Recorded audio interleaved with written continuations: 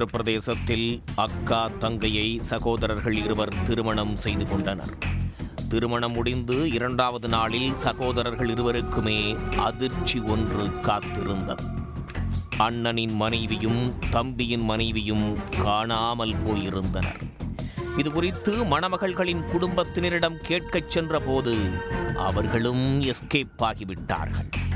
பின்னர் விசாரிக்கும் போதுதான் ஒட்டுமொத்த குடும்பமே சேர்ந்து ஏமாற்றியது தெரிய வந்தது. உத்தரப்பிரதேச மாநிலம் மதுராவைச் சேர்ந்தவர் பகத்சிங். இவருக்கு காஜல், தமன்னா என்ற 2 மகள்கள் மற்றும் ஒரு மகன் உள்ளார். இதனிடையே உத்தரப்பிரதேசத்தைச் சேர்ந்த சகோதரர்கள் இருவருக்கும் காஜல் மற்றும் தமன்னாவை திருமணம் செய்து வைக்க ஏற்பாடுகள் செய்யப்பட்டது. திருமண வேலை நடந்து கொண்டிருக்கும் போதே திருமணத்திற்கு 11 லட்சம் ரூபாய் பணம் வேண்டும் என்று பகத்சிங் மாப்பிள்ளை வீட்டாரிடம் கேட்டிருக்கிறார். இதற்கு ஒத்துக்கொண்ட மாப்பிள்ளை வீட்டார் 11 லட்சம் ரூபாய் பணத்தை கொடுத்துள்ளனர். மேலும் பகத்சிங்கின் ஏழ்மை நிலையை அறிந்து பெண்களுக்கு மாப்பிள்ளை வீட்டாரே நகைகளை போட்டு திருமணம் செய்து கொண்டதாகவும் கூறப்படுகிறது.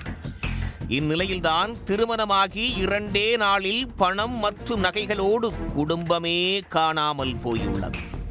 இது குறித்து போலீசாரிடம் புகார் அளிக்கப்பட்டதைத் தொடர்ந்து அவர்களை போலீசார் வலைவீசி தேடி வந்தனர். இந்த தேடுதல் வேட்டையில் பகத்சிங், அவரது மனைவி, மகள் தமன்னா மற்றும் மகன் ஆகியோர் கைது செய்யப்பட்டனர். அவர்களிடம் நடத்தப்பட்ட விசாரணையில்தான் திடுக்கிடும் தகவல்கள் வெளிவந்தன. இந்த குடும்பம் இதே பாணியில் பல இளைஞர்களை ஏமாற்றியது விசாரணையில் கண்டுபிடிக்கப்பட்டது.